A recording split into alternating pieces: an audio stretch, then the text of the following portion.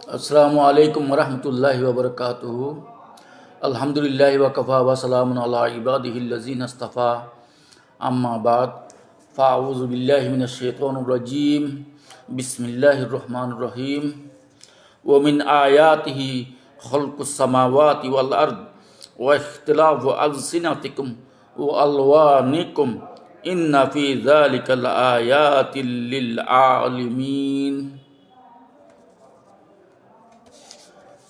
সুপ্রিয় দর্শক শ্রোতা, আশা করি আপনারা আল্লাহর রহমতে ভালো আছেন। আজ জাতীয় শহীদ দিবস ও আন্তর্জাতিক মাতৃভাষা দিবস।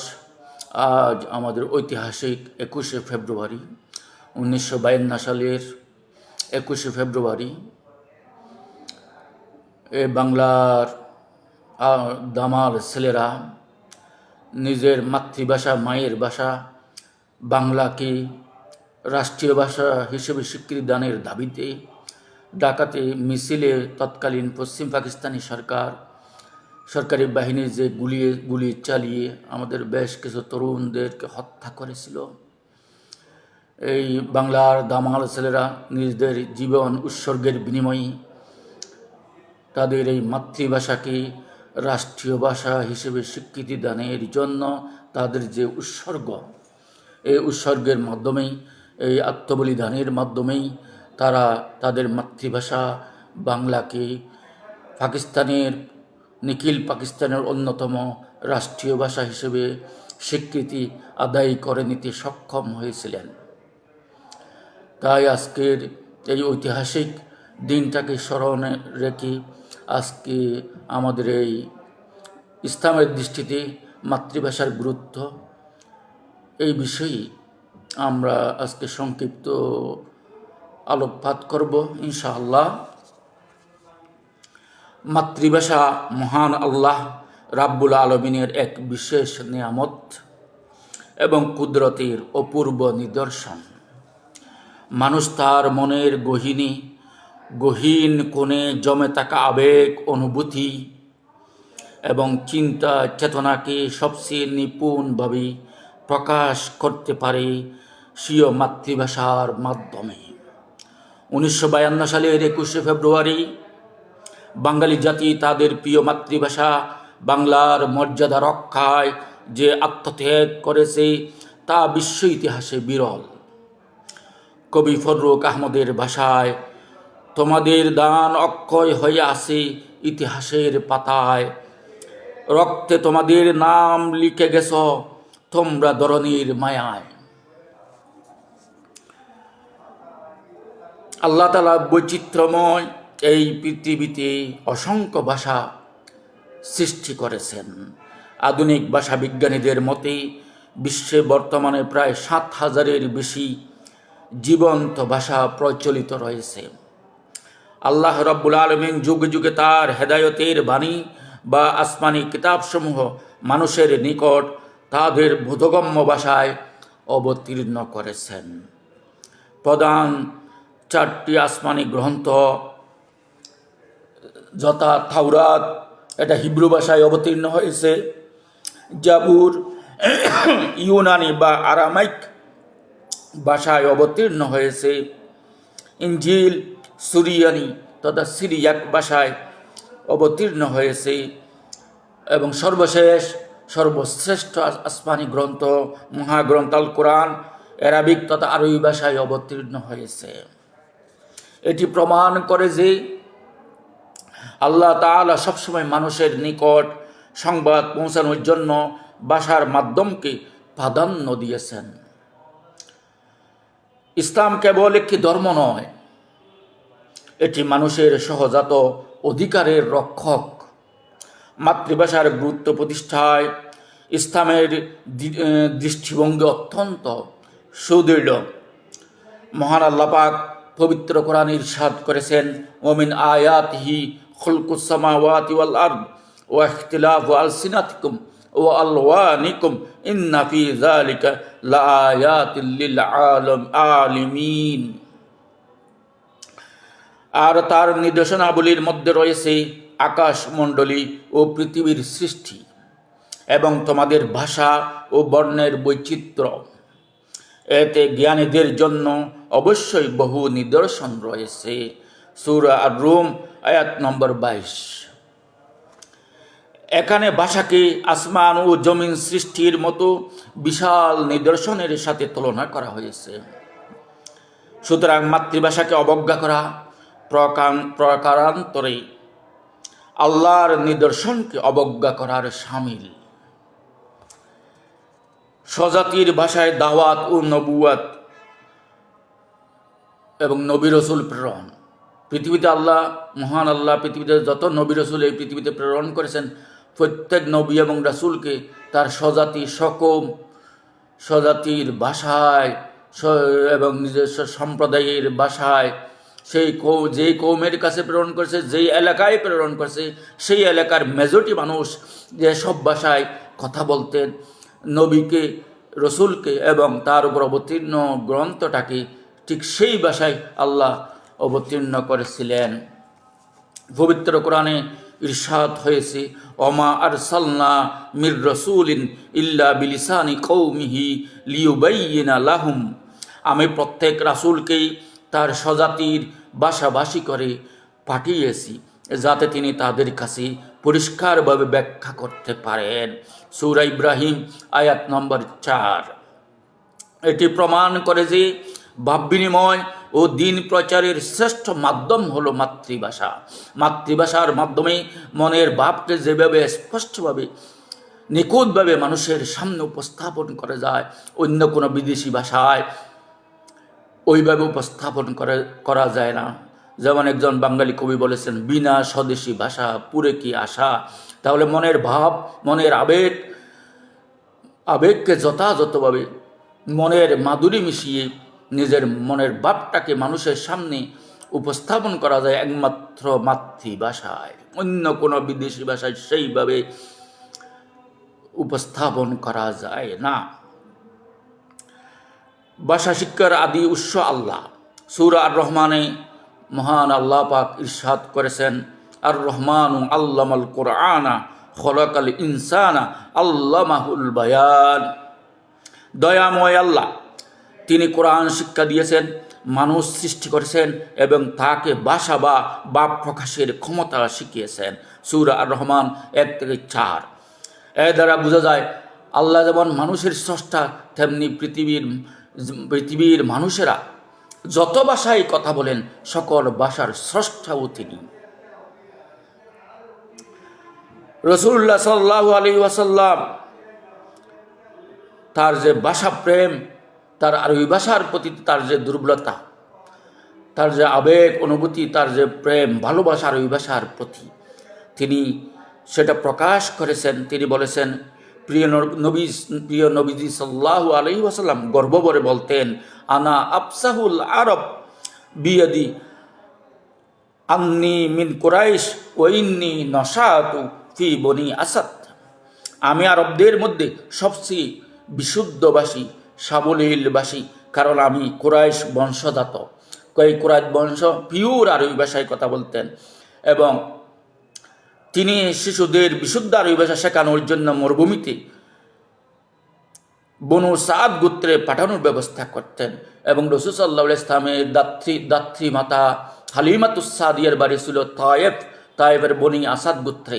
এই বনি আসাদ গোত্র আরবদের মধ্যে সবচেয়ে পিওর আরবি ভাষায় কথা বলতেন এবং রাসূল সাল্লাল্লাহু আলাইহি ওয়াসাল্লামের যে শৈশবকাল কেটেছিল ওই বনি আসাদ গোত্রে, তায়েফের বনি আসাদ গোত্রে, যার কারণে রাসূল সাল্লাল্লাহু আলাইহি ওয়াসাল্লাম নিজে গর্ব করে বলতেন, আনা আফসাহুল আরব, আমি আরবদের মধ্যে সবচেয়ে বিশুদ্ধ ভাষা, আমি পিওর ভাষায় কথা বলি।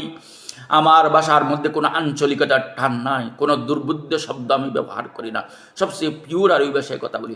তাহলে এটা তার যে শৈশবকাল কেটেছিল ওই যে তায়েফের বনি আসাদ গোত্রে। এরপরে তৎকালীন পাকিস্তানের ভাষাগত পরিসংখ্যান ও বৈষম্য। 1947 সালে পাকিস্তান সৃষ্টির পর পশ্চিম ও পূর্ব পাকিস্তানের মানুষের ভাষার মধ্যে ব্যাপক ভিন্নতা ছিল।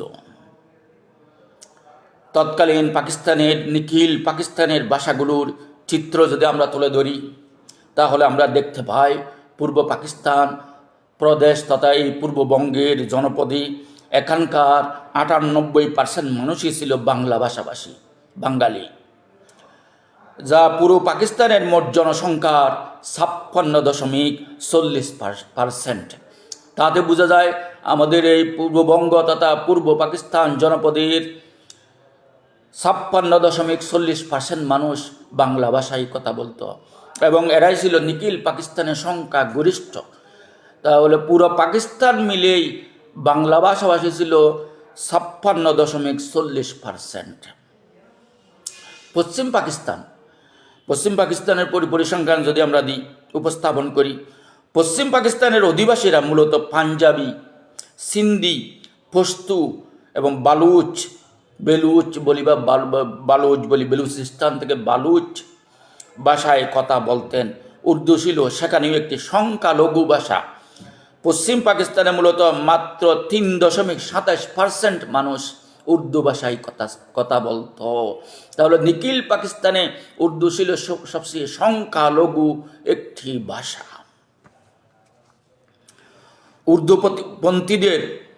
উর্দুপন্থীদের ভ্রান্ত যুক্তি। পাকিস্তানি শাসক গোষ্ঠী উর্দুকে ইসলামী সংহতির প্রতীক হিসেবে জাহির করতে চেয়েছিল, কিন্তু ইসলামে কোনো ভাষাকে পবিত্র বা অন্য ভাষাকে অপবিত্র ঘোষণা করা হয়নি। জবরদস্তি করে ভাষা চাপিয়ে দেওয়া ইসলামের ইনসাফের পরিপন্থী। তাহলে তারা বলতে চাইছিল, পশ্চিম পাকিস্তানিরা, আমাদের যে উর্দু ভাষা, আমাদের যে অফিসিয়াল ভাষা যে উর্দু, যদিও বা সেই উর্দু ছিল ৩.২৭% মানুষের ভাষা, সেই উর্দু ভাষা তারা বলতে চাইতো যে উর্দু বর্ণমালাটা আরবি বর্ণমালার সাথে সামঞ্জস্যপূর্ণ, উর্দু বর্ণমালাটা ফার্সি বর্ণমালার সাথে সামঞ্জস্যপূর্ণ। এবং বিশেষভাবে তারা উর্দুকে বলতো যে এটা আরবি বর্ণমালা, কোরআন হাদিসের বর্ণমালা আর বর্ণমালার সাথে সামঞ্জস্যপূর্ণ। আসলে কি উর্দু ভাষা আরবি ভাষার সাথে হুবহু সামঞ্জস্যপূর্ণ? আরবি ভাষা 29টা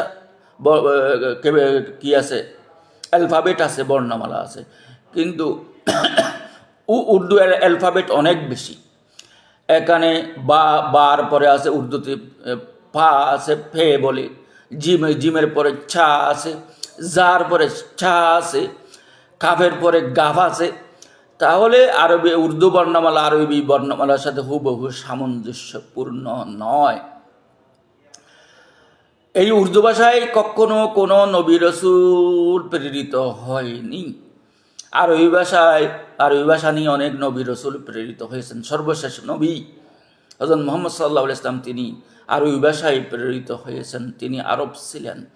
তিনি যেহেতু আরব ভূখণ্ড প্রেরিত হয়েছিলেন, এই জন্য ওই এলাকার মিডল ইস্টের মেজরিটি মানুষ যে আরবি ভাষায় কথা বলতো, সেই ভাষায় আল্লাহ রসুল সাল্লাল্লাহু আলাইহি ওয়াসাল্লামকে এবং সর্বশেষ আসমানি গ্রন্থ কোরআনকে আরবি ভাষায় অবতীর্ণ করা হয়েছে।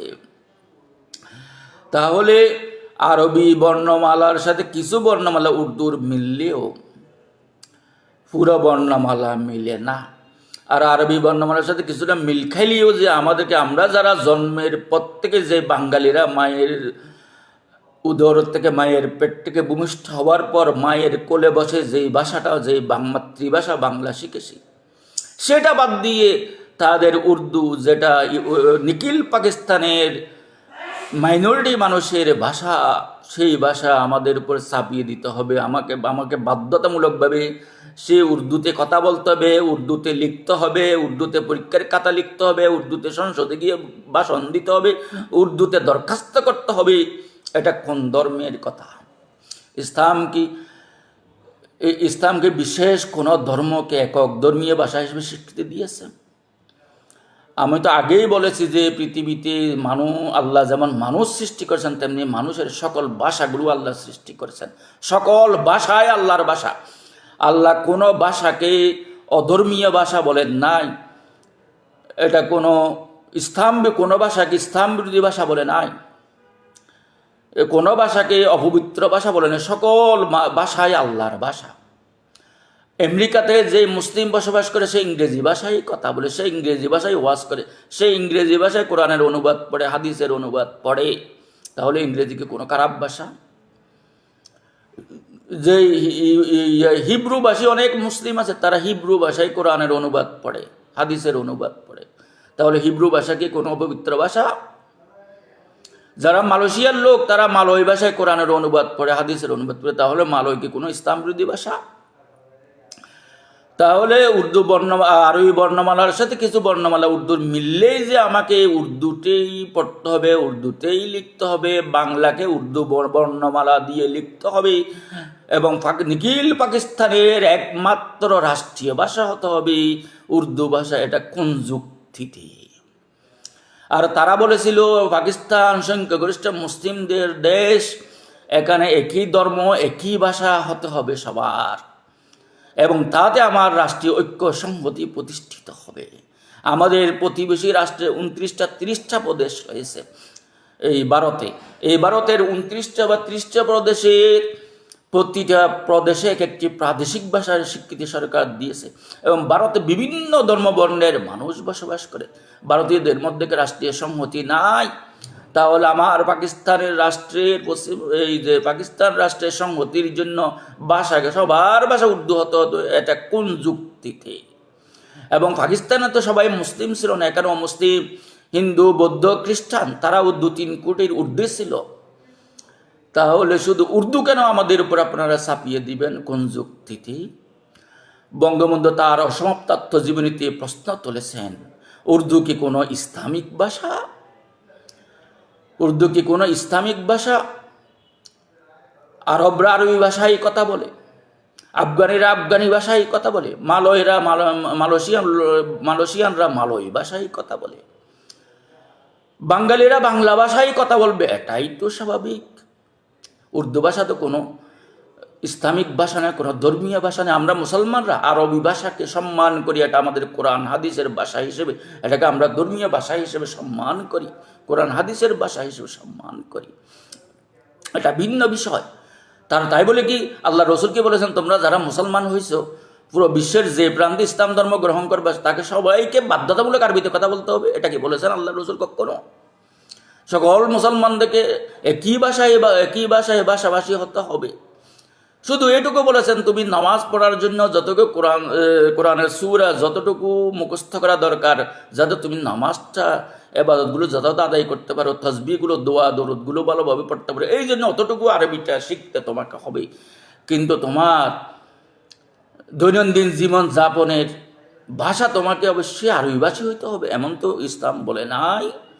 এমনকি রাসূল সাল্লাল্লাহু আলাইহি ওয়াসাল্লাম অসংখ্য সাহাবীকে হিব্রু ভাষা এবং বিভিন্ন বিদেশি ভাষা শেখার জন্য বিভিন্ন দেশে পাঠিয়েছেন। তাহলে আরাবিয়ান মুসলিম সাহাবীদের আল্লাহ রসুলের সাহাবী অন্য ভাষা শেখানোর জন্য পাঠিয়েছেন। তাহলে এখানে আল্লাহ রসুল তো শুধু আরবির উপর গুরুত্ব দেননি, অন্যান্য ভাষাগুলোর উপর গুরুত্ব দিয়েছেন। সকল ভাষায় আল্লাহর ভাষা, যেই ভাষায় আপনি আল্লাহকে ডাকেন আল্লাহ শুনবেন। তাহলে আমাকে কেন পাকিস্তানের ঐক্য সংহতি রক্ষার জন্য সবাইকে একই ভাষায় কথা বলতে হবে, সবাইকে একই ভাষায় লিখতে হবে, শিক্ষার মাধ্যম উর্দু হইতে হবে, সংসদের বক্তব্যের ভাষা উর্দু হতে হবে, তোমার দরখাস্তের ভাষা উর্দু হতে হবে, পরীক্ষার খাতা উর্দুতে লিখতে হবে, এটা কোন ধরনের যুক্তি? এই যে কায়েদ আজম, ওই যে তাদের যে বলা হয় পাকিস্তানের গভর্নর জেনারেল মোহাম্মদ আলী জিন্নাহ 1947 সালে পাকিস্তান হওয়ার পর, স্বাধীনতা লাভ করার পর 25শে ফেব্রুয়ারি যে উনি যে 1948 সালের যে এখানে এসেছিলেন, 1948 সালের 21 এবং 24শে মার্চ ঢাকার একটি জনসভা এবং পরবর্তীতে 24শে মার্চ ঢাকা বিশ্ববিদ্যালয়ের কার্জন হলের বিশেষ সমাবর্তন অনুষ্ঠানে দাঁড়িয়ে তিনি বলেছিলেন, Urdu and only Urdu will be state language of Pakistan. Urdu এবং একমাত্র উর্দুই পাকিস্তানের একমাত্র রাষ্ট্রভাষা হতে হবে। সম্পূর্ণ অযৌক্তিক কথা। আমি পাকিস্তানের নাগরিক বলেই, পূর্ব পাকিস্তান তথা পূর্ববঙ্গ পাকিস্তানের প্রদেশ হয়েছে বলেই আমার যে দেশের এই বাঙালি 7.5 কোটি বাঙালি, যারা 98% মানুষ যারা বাংলায় কথা বলতো, তাদেরকে দিনে দিনে রাষ্ট্রীয় ভাষা, রাষ্ট্র আমার উপরে যে পাকিস্তান ভাষা চাপিয়ে দিবে, উর্দু ভাষা চাপিয়ে দিবে, সেই উর্দু ভাষা আমাকে শিখতে হবে বাধ্যতামূলকভাবে আমাকে উর্দুতেই কথা বলতে হবে এবং উর্দুকে একমাত্র রাষ্ট্রীয় ভাষার স্বীকৃতি দিতে হবে। এটা সম্পূর্ণ অযৌক্তিক, অদূরদর্শিতাপূর্ণ বক্তব্য এবং অত্যন্ত হঠকারী আচরণ করেছে বলে সে পাকিস্তান রাষ্ট্র বেশি দিন টিকে নাই, 23-24 বছরে বেশি টিকে নেয়। তাদের এই পাকিস্তানিরা মোটা পাকিস্তানি, তারা ছিল অদূরদর্শী, যার কারণে এই পাকিস্তান তারা টিকিয়ে রাখতে পারেনি। এই অদূরদর্শী চিন্তাধারা এবং একগুঁয়েমির কারণেই তারা তাদের ঐক্য সংহতি, এক ভাষা নিয়ে যে অবস্থা করলো, এই ভাষার দাবিতে যারা আন্দোলন করে তাদেরকে যেভাবে নির্মমভাবে তারা গুলি চালালো, যেভাবে হত্যা করলো, যেভাবে নিপীড়ন চালাইলো, তাতেই এই 52 সালে বাঙালিরা বুঝে গেছে এই পাকিস্তানিদের সাথে আমাদের গড়া সংসার বেশি দিন টিকবে না। যার কারণে এই 52-এর পর ধরেই ধীরে ধীরে পাকিস্তানি শাসক গোষ্ঠীর বিরুদ্ধে যে তীব্র আন্দোলন, যে তীব্র ক্ষোভের সঞ্চার হয়েছিল, তখন এই পূর্ব পাকিস্তান তথা পূর্ব বাংলা ধর্ম বর্ণ নির্বিশেষে সবাই এক বাক্যে বলল, আমরা ধর্ম বর্ণ নির্বিশেষে আমাদের একটাই পরিচয়, আমরা বাঙালি, তোমার আমার ঠিকানা পদ্মা মেঘনা যমুনা। এই জন্য আমরা বাঙালির পরিচয়, এই বাঙালির পরিচয়ের মাধ্যমে এই যে 52-এর ভাষা আন্দোলন যে একটি কালচারাল মুভমেন্ট ছিল, একটি সাংস্কৃতিক আন্দোলন ছিল, এবং ধীরে ধীরে ধীরে ধীরে ধীরে ধীরে এই ক্ষোভ সঞ্চারিত হয়ে এটা একটি ধীরে ধীরে রাজনৈতিক আন্দোলনের রূপ নিয়ে 62-র শিক্ষা আন্দোলন, 66-র 6 দফা আন্দোলন, 69-এর গণ অভ্যুত্থান, 70-এর নির্বাচন এবং 71-এর মহান মুক্তিযুদ্ধের মাধ্যমে আমরা একটি স্বাধীন সার্বভৌম বাংলাদেশ প্রতিষ্ঠা করতে সক্ষম হয়েছিলাম। যার কারণে 52-এর পর ধরেই এসেছে এই বাংলার স্বাধীনতা। তাহলে 52-এর পর ধরেই এসেছে 71-এর আমাদের মহান স্বাধীনতা।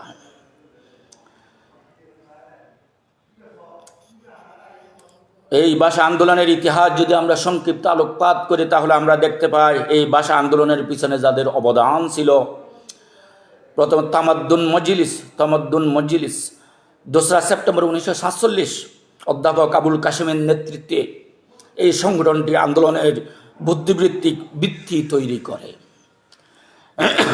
এর পরবর্তীতে ধীরেন্দ্রনাথ দত্তের ঐতিহাসিক প্রস্তাব 25শে ফেব্রুয়ারি 1948 করাচিতে পাকিস্তান গণপরিষদে তিনি সর্বপ্রথম বাংলাকে রাষ্ট্রভাষা করার দাবি জানান। এরপরে আসে সর্বদলীয় রাষ্ট্রভাষা সংগ্রাম পরিষদ। 1952 সালে কাজী গোলাম মাহবুবের নেতৃত্বে এই পরিষদ আন্দোলন পরিচালনা করে। বঙ্গবন্ধু শেখ মুজিবুর রহমানের অবদান, এই ভাষা আন্দোলনে বঙ্গবন্ধু শেখ মুজিবুর রহমানের অবদান, 1948 সালের 11 মার্চ ধর্মঘট পালনকালে তিনি গ্রেপ্তার হন এবং 52-এর উত্থাল সময়ে জেলে থেকেও, কারাবন্দি থেকেও তিনি এই ছাত্র হত্যার প্রতিবাদে যারা এই রাষ্ট্রভাষা আন্দোলন করতে গিয়ে যারা শাহাদত বরণ করেছেন, তাদের উপর যে গুলি চালিয়ে পাকিস্তানি বাহিনী হত্যা করেছে, তারই প্রতিবাদে তিনি কারাগারেই অনশন পালন করেছিলেন। এবং 52 যখন আন্দোলন তীব্র আকার ধারণ করে, তখন বঙ্গবন্ধু কারাগারে ছিলেন এবং বঙ্গবন্ধু অসুস্থ হওয়ার কারণে ঢাকার পিজি হসপিটালের প্রিজন সেলে বসে তিনি রাতের অন্ধকারে তৎকালীন ছাত্রনেতাদের গোপনে তিনি ওখানে পিজি হসপিটালে দেখি ছাত্রনেতারা তৎকালীন ছাত্রনেতা তোহা ও অলি আহাদ সহ যে ভাষা সংগ্রামী যেসব ছাত্রনেতা যে বাংলা ভাষাকে রাষ্ট্রীয় স্বীকৃতির জন্য যারা আন্দোলন করেছিল, এই আন্দোলনে যারা নেতৃত্ব দিয়েছিল ভাষা সৈনিকরা, তখন সবাই তকবগে যুবক ছাত্রনেতা, তারা অনেকে গোপনে গিয়ে ঢাকা পিজি হসপিটালের ওই যে প্রিজন সেলে গিয়ে রাতের অন্ধকারে বঙ্গবন্ধুর সাথে দেখা করেছিলেন এবং বঙ্গবন্ধু তাদেরকে কীভাবে আন্দোলনটা পরিচালনা করবেন সেই নির্দেশনাও দিয়েছিলেন।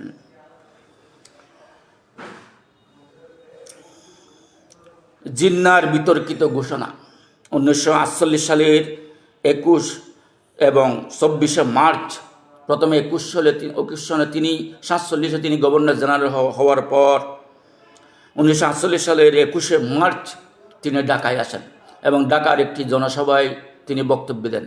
ওখানেও তিনি একই কথা বললেন, Urdu and only Urdu will be state language of Pakistan. এর 2-3 দিন পরে আবার 24শে মার্চ ঢাকা বিশ্ববিদ্যালয়ে কার্জন হলে যে বিশেষ সমাবর্তন অনুষ্ঠানে এই জিন্নাহ আবার একই ঘোষণা দেন যে Urdu and only Urdu will be state language of Pakistan. তখন এই বঙ্গবন্ধু সহ যেসব ছাত্র নেতারা ওই সমাবর্তন অনুষ্ঠানের পিছনে ছিলেন তারা সবাই নো নো ধ্বনি দিয়েছিল, আমরা এই সিদ্ধান্ত মানি না, সরকারের এই সিদ্ধান্ত মানি না। তাহলে 21 এবং 24শে মার্চ মোহাম্মদ আলী জিন্নাহর উর্দুই হবে একমাত্র পাকিস্তানের রাষ্ট্রভাষা, এই ঘোষণার বিরুদ্ধে ছাত্র নেতারা তখন না তথা নো নো ধ্বনিতে গর্জে উঠেছিল। 1952 সালের চূড়ান্ত বিস্ফোরণ ও 21শে ফেব্রুয়ারি 20শে ফেব্রুয়ারি 144 দ্বারা জারি করা হলেও 21শে ফেব্রুয়ারি ছাত্ররা তা ভঙ্গ করে। পুলিশের গুলিতে সালাম, বরকত, রফিক, জব্বার ও শফিউর সহ অনেকে শহীদ হন। এই আমাদের এরপর থেকেই এই ভাষা শহীদদের স্মরণে এই দেশে শহীদ মিনার নির্মিত হয় এবং এই 21শে ফেব্রুয়ারি এই দিবসটাকে জাতীয় শহীদ দিবস হিসেবে পালন হতে থাকে। পরবর্তীতে এই আমাদের জাতীয় শহীদ দিবস, এই ভাষা দিবস ঐতিহাসিক 21শে ফেব্রুয়ারিকে ইউনেস্কো আন্তর্জাতিক মাতৃভাষা দিবসের স্বীকৃতি দেয়। আন্তর্জাতিক স্বীকৃতি ও ইউনেস্কোর কালজয়ী মন্তব্য। 21শে ফেব্রুয়ারির আন্তর্জাতিক স্বীকৃতি প্রাপ্তির পেছনে প্রবাসী 2 বাঙালি রফিকুল ইসলাম এবং আব্দুস সালামের প্রতিষ্ঠিত সংগঠন mother language lovers of the ওয়ার্ল্ডের অবদান অনস্বীকার্য। তাদের আবেদনের প্রেক্ষিতে 1999 সালের 17 নভেম্বর ইউনেস্কো এক আন্তর্জাতিক এই শহীদ দিবসকে আন্তর্জাতিক মাতৃভাষা দিবস হিসেবে ঘোষণা করে। ইউনেস্কোর তৎকালীন সচিবালয় যখন এই প্রস্তাবটি পায় তখন তারা বিস্ময় ও ইতিবাচক প্রতিক্রিয়া ব্যক্ত করে বলেছিল, it is very interesting. A nation had sacrificed their lives for their mother language, it's unique in the world. এটি অত্যন্ত চমকপ্রদ। একটি জাতি তাদের মাতৃভাষার জন্য জীবন উৎসর্গ করেছে, এটি বিশ্বে অনন্য। ইউনেস্কোর তৎকালীন মহাপরিচালক আরও বলেন, মাতৃভাষা রক্ষা করা মানেই হচ্ছে বিশ্বের সাংস্কৃতিক ও ভাষাগত ঐতিহ্যকে সুরক্ষা দেওয়া, যা পারস্পরিক শ্রদ্ধা ও বিশ্বশান্তি প্রতিষ্ঠায় সহায়ক। শিল্পী ও কবিদের কণ্ঠে তখন এই 21শে ফেব্রুয়ারির পর অসংখ্য গান, অসংখ্য কবিতা তারা রচনা করেছেন। অসংখ্য কবিদের, অসংখ্য সুরকার, গীতিকার, শিল্পীদের কণ্ঠে তখন ধ্বনিত হয়েছিল। যেমন শিল্পী আব্দুল লতিফের কণ্ঠে ধ্বনিত হয়েছিল, ওরাই আমার মুখের ভাষা কাইরা নিতে চায়, ওরা কথায় কথায় শীতল পড়ায় আমাদেরই হাতে পায়। কবি আল মাহমুদ তখন লিখেছিলেন, ফেব্রুয়ারির 21 তারিখ দুপুর বেলার ওয়াক্ত, বৃষ্টি নামে বৃষ্টি কোথায় বরকতেরই রক্ত। আব্দুল গফ্ফার চৌধুরী বিশিষ্ট লেখক, প্রাবন্ধিক, কবি, তিনি লিখেছিলেন, তিনি যে কালজয়ী 21-এর গানটি লিখেছিলেন এবং আলতাফ মাহমুদের সুরি এই গানটি এখন প্রতি 21শে ফেব্রুয়ারিতে যে গানটি আমরা আমাদের সকলের কণ্ঠে কণ্ঠে ধ্বনিত হয়, আমার ভাইয়ের রক্তে রাঙানো 21শে ফেব্রুয়ারি আমি কি ভুলিতে পারি। মাতৃভাষা বাংলার সমৃদ্ধিতে আমাদের করণীয়: 1. কোরআনের অনুবাদ চর্চা। বাংলা ভাষায় আল কোরআনের তাফসির ও অনুবাদ সহজলভ্য করে এর প্রসার ঘটানো। শুদ্ধ উচ্চারণ। 2. শুদ্ধ উচ্চারণ। দৈনন্দিন জীবনে বাংলার বিকৃতি রোধ করা। 3. বিজ্ঞান ও প্রযুক্তি ও ইন্টারনেটে বাংলার ব্যবহার বৃদ্ধি করা। বাংলা ভাষার মর্যাদা রক্ষা। 4, বাংলা ভাষার মর্যাদা রক্ষা করা, সর্বস্তরে বাংলা ভাষা চালুর কার্যকর উদ্যোগ নেওয়া। এখানে আমরা আমাদের ডাক্তাররা এখন ইংরেজিতে প্রেসক্রিপশন লিখে, আমাদের বিচারকরা রায় দেয় ইংরেজিতে। যেগুলো অনেকে তাদের যে টানা টানা ইংরেজি লেখাগুলো পড়তে অনেকের কষ্ট হয়, একজন রুগী বুঝতে পারে না আসলে তার কি সমস্যা। যদি সম্ভব হয় ডাক্তারদের প্রেসক্রিপশন, আদালতের রায়, এগুলো বাংলাতে লেখা যায় কিনা সেটাও সে বিষয়ে সবার উদ্যোগ নেওয়া দরকার বলে আমি মনে করি।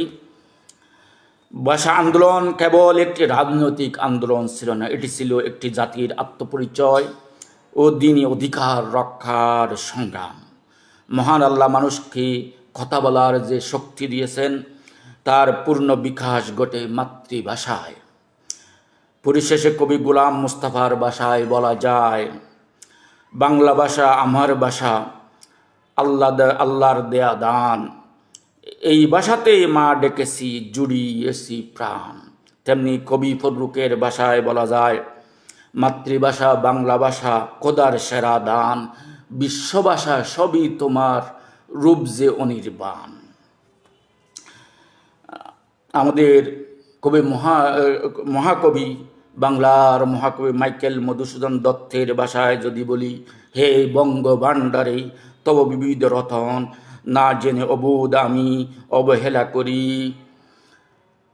পরদেশে ভিক্ষা বৃত্তি কুক্ষণিয়া চরি, বরদন লোভে মমত্ব আমি করিন ভ্রমণ। পালিলাম আজ্ঞাসুখী পালিলাম খালে, মাতৃভাষা রূপে খনি পূর্ণমণি চালে। আরেকজন কবি বলেছিলেন, বিনা স্বদেশী ভাষা পুরে কি আশা। আমরা যেন এই রক্তের বিনিময়ে পাওয়া ভাষার মর্যাদা রক্ষায় কোরআন ও সুন্নাহর আলোকে সদা সচেষ্ট থাকি। আল্লাহ আমাদের ভাষা শহীদদের শাহাদত কবুল করুন। অমা তৌফিক ইল্লা বিল্লাহ। আসসালামু আলাইকুম ওয়া রাহমাতুল্লাহি ওয়া বারাকাতুহু।